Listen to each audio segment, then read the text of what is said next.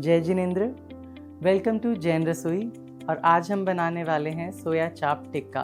Because हम जानते हैं कि कोई भी पार्टी स्टार्ट करने से पहले स्टार्टर्स और एपेटाइज़र्स कितना इम्पॉर्टेंट होता है हमारी पार्टी में अलाइव और किकिंग उसको बनाने के लिए। और जहाँ भी स्टार्टर्स की बात आती है या एपेटाइज़र्स की बात आती है, वी आर मोर इनटू चाप एंड टिक्काज और तंदूरी आइटम्स जिन्हें हम कहते हैं। और जहाँ हम सोया चाप की बात करें, आजकल जो सोया चाप मार्केट में मिलता है, there is so much of maida into it और प्रोटीन कंटेंट उसमें बहुत ही कम रहता है। तो आज जो हम चाप हमारी बनाने वाले हैं वो हम बनाने वाले सोया ग्रैन्यूल्स के साथ, वो भी विदाउट अनियन एंड गार्लिक।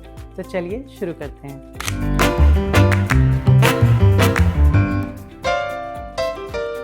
तो सबसे पहले हम बॉईल करेंगे सोया को, और जब तक हमारा सोया बॉईल हो रहा है we will utilise our time, क्योंकि एक ये क्विक रेसिपी है फॉर स्नैकिंग। हम अपनी साइड बाय साइड चॉपिंग करते रहेंगे। तो चलिए शुरू करते हैं सोया बॉईल करना।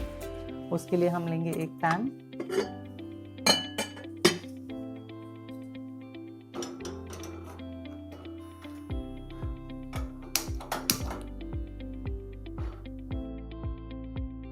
और अब इसमें हम डालेंगे पानी।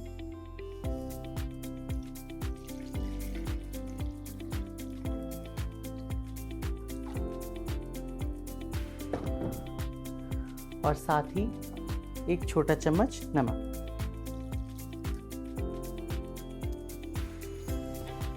तो these are the soya chunks जो हम यूज़ करने वाले हैं, और ये एक बहुत ही अच्छा सोर्स है प्रोटीन का, रादर दैन द सोया चाप वी ईट इन मार्केट्स। इसे भी हम इसमें ऐड कर देंगे। और जब तक हमारा सोया बॉईल हो रहा है, हम बिना टाइम को वेस्ट किए हमारी साइड बाय साइड चॉपिंग शुरू कर देते हैं। इसके लिए हम लेंगे टमेटोज। अनियन और गार्लिक हम यूज़ नहीं कर रहे हैं, तो हम टमेटोज और कैप्सिकम का ही यूज़ करेंगे। यहाँ पर हम इसे क्वार्टर कट करते हैं, और आप चाहें तो इनके साइज़ को आप बड़ा या छोटा अपने टेस्ट के अकॉर्डिंग भी रख सकते हैं।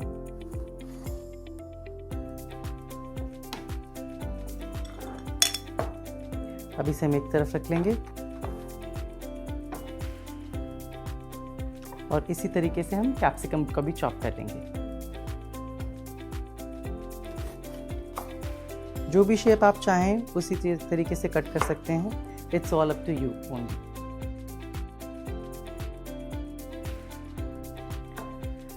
सो we are done with the chopping, और अब हम मैरिनेशन प्रिपेयर करते हैं। इसे हमें 5 या 10 मिनट के लिए बॉईल करना है, और आप और ज़्यादा जल्दी अगर करना चाहते हैं तो इसे 5 से 6 मिनट के लिए माइक्रोवेव भी कर सकते हैं। It will do the same work. Marination के लिए हम यूज़ करेंगे दही का।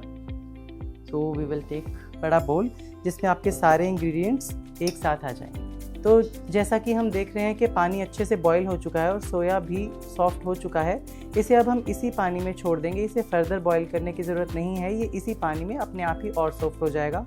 और जैसे ही ये नॉर्मल टेम्परेचर पर आता है, हम इसे स्क्वीज़ करके अपनी रेसिपी में यूज़ करेंगे। तो अब हम इसमें डाल रहे हैं आधा कप दही। हो सके तो आप हंग कर्ड भी यूज़ कर सकते हैं, उससे टेक्सचर काफ़ी अच्छा आता है। बट आप पैकेज दही अगर यूज़ कर रहे हैं तो आपको उसे टांगने की या उसे रेस्ट देने की कोई ज़रूरत नहीं है यहाँ पर। अब हम इसमें अब डालेंगे हमारे स्पाइसेस। बेसिक से शुरू करते हैं। नमक 1 छोटा चम्मच, रेड चिली पाउडर 1 छोटा चम्मच, हल्दी पाउडर आधा छोटा चम्मच, धनिया पाउडर 1 छोटा चम्मच। मुझे धनिया का फ्लेवर थोड़ा ज़्यादा पसंद है, तो I am adding that a bit more. और अब इसमें जाएगा चाट मसाला 1 छोटा चम्मच। एपेटाइज़र्स से हम समझते हैं कि जिसे देखते ही हमारी नज़रें एकदम खाने के ऊपर टिक जाएं और हमारी एपेटाइट बढ़ जाए, तो उस प्यारे कलर के लिए हम यहाँ पर ऐड कर रहे हैं कश्मीरी रेड चिली, जो इसे फ्लेवर तो देगा ही, साथ में एक अच्छा सा कलर भी देगा। 1 टीस्पून। और अब हम इसमें डालेंगे कसूरी मेथी। इसे आप हाथ से क्रश करके डालिए, इससे फ्लेवर जो है वो काफ़ी एनहांस हो जाता है कसूरी मेथी का।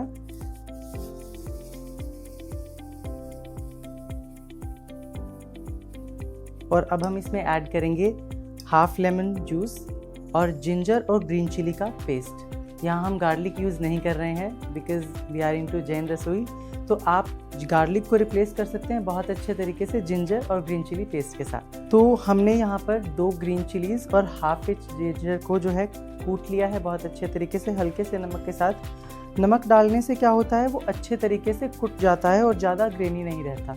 अब इसे हम अपने मैरिनेशन में ऐड कर देते हैं और साथ में इसमें जाएगा हाफ लेमन का जूस। अब हम इसमें ऐड करेंगे 1 टीस्पून भुना जीरा पाउडर। आप कच्चा जीरा पाउडर भी यूज़ कर सकते हैं अगर आपके पास अवेलेबल है तो, बट भुने जीरे का फ्लेवर थोड़ा ज़्यादा अच्छा आता है। और अब मोस्ट इम्पॉर्टेंट चीज़, हम इंस्टेंट टिक्का यहाँ पर बना रहे हैं तो हम इसे मिनिमम आधे घंटे के लिए ही मैरिनेट करेंगे। लेकिन अगर आपके पास टाइम है तो आप इसे 2 घंटे या ओवरनाइट भी मैरिनेट करके रख सकते हैं। अगर आपके क्वांटिटी में गेस्ट आने वाले हैं तो आप रात को प्रिपेयर करके रख सकते हैं ताकि सुबह आपको कोई हड़बड़ी ना हो। तो इसे इंस्टेंट बाइंडिंग देने के लिए हम ऐड कर रहे हैं 2 टीस्पून बेसन और उसे हम भून के ऐड करेंगे बिकॉज़ इसमें जो है कच्चापन ना आए बेसन का। तो हम 2 टीस्पून बेसन को यहाँ पर भून लेंगे। ध्यान रहे कि इसे हमें स्लो फ्लेम पर ही भूनना है क्योंकि वो एकदम से बेसन जो है जल सकता है और उसका फ्लेवर जो है बहुत बिगड़ सकता है और वो हमारे पूरे सोया चाप टिक्का को इफ़ेक्ट कर सकता है। तो जब तक हमारा बेसन यहाँ पर भुन रहा है हम इसमें डालेंगे मस्टर्ड ऑयल उस ऑथेंटिक तंदूरी फ्लेवर के लिए। तो उसे हम गरम कर लेते हैं एक तड़का पैन में। इसमें हम 3 से 4 चम्मच जो है सरसों का तेल ऐड करेंगे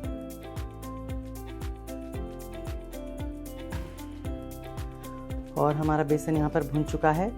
फ्लेम को हम ऑफ कर देंगे। तो अब हम इस रोस्टेड बेसन को हमारे मैरिनेट के अंदर ऐड कर देंगे और साथ ही हमारा ऑयल यहाँ पर गर्म हो चुका है, इसे भी हम इसके अंदर ऐड कर देंगे। अब इन सभी इंग्रेडिएंट्स को हम अच्छे तरीके से मिक्स कर देंगे। हमारा मैरिनेशन अब यहाँ पर रेडी हो चुका है। अब हम इसमें ऐड करेंगे हमारे बॉइल्ड सोया चंक्स। तो ये रहे हमारे सोया चंक्स जिन्हें हमें अच्छे तरीके से स्क्वीज़ कर लिया है। इनका सारा पानी हमें निकाल लेना है क्योंकि हमने दही को भी तांगा नहीं है, दही में भी ऑलरेडी पानी है और इसमें अगर पानी की क्वांटिटी ज़्यादा रह गई तो वो कोटिंग उसके ऊपर अच्छे से आ नहीं पाएगी। अब साथ में इसमें ऐड कर देंगे हम हमारे chopped vegetables, tomatoes and capsicum. अब इन सभी चीज़ों को हम अच्छे तरीके से मिलाकर इसे 15 मिनट के लिए ढककर रख देंगे।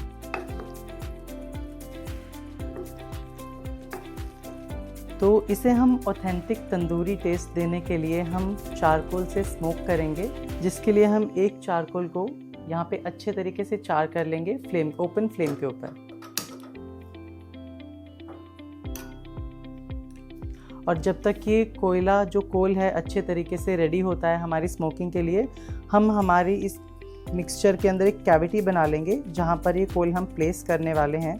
और उसके लिए हमें चाहिएगा, आपको एक छोटी कटोरी भी यूज़ कर सकते हैं या आप सिल्वर फॉइल में भी ऐड कर सकते हैं। तो इस तरीके से सिल्वर फॉइल की एक हम कटोरी बना लेंगे और इसे प्लेस करेंगे इस कैविटी के बीच में और यहाँ पर जाएगा हमारा चारकोल।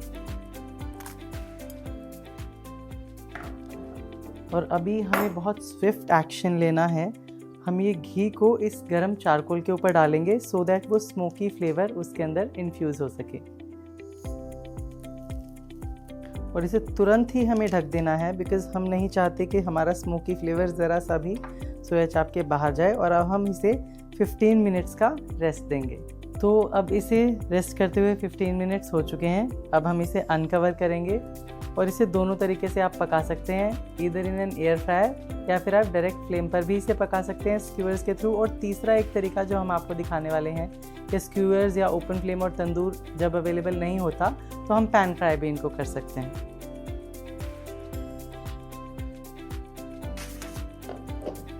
तो the first one is with the air fryer. हम एक टूथपिक लेंगे और उसमें हमारे टिक्का को अरेंज करेंगे। लास्ट में हम इसे एक टमेटो या कैप्सिकम स्लाइस से सिक्योर करेंगे और उसके बाद ऐड करेंगे हमारे सोया चंक्स जितने भी आपकी स्क्यूअर या टूथपिक पर आ जाएं। और उसके बाद हम इसे कैप कर देंगे दोबारा से एक और कैप्सिकम के साथ इस तरीके से। और इसी तरीके से हम हमारे सभी सोया टिक्कास को अरेंज कर लेंगे और अब हम इसे 20 मिनट्स के लिए 180 डिग्रीज पर एयर फ्राई करेंगे, 10 मिनट्स ईच साइड।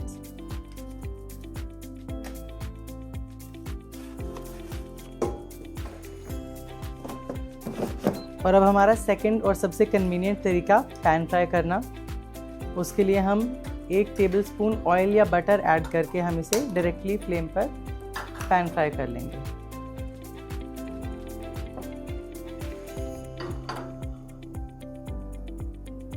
और अब हमारा सोया टिक्का हम इसमें डाल देंगे।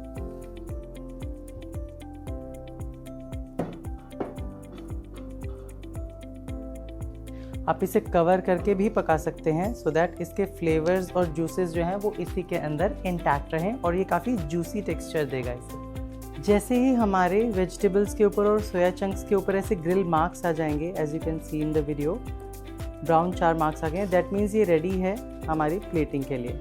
अब इसे हम एक बोल में निकाल लेंगे।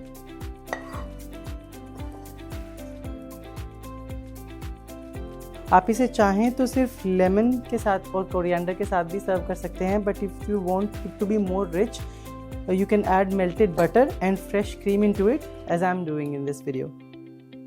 1 tablespoon of butter and 2 tablespoons of fresh cream and a pinch of chaat masala और थोड़ा सा लेमन जूस। अब इसे अच्छे तरीके से मिक्स करेंगे और सर्व करेंगे। लास्टली फिनिश करेंगे हम कोरिएंडर के साथ and we are done. So we have made both the version, the pan fried and the air fried, healthy and tasty appetizer. I hope you liked the video. Like, share and subscribe the channel. Happy cooking!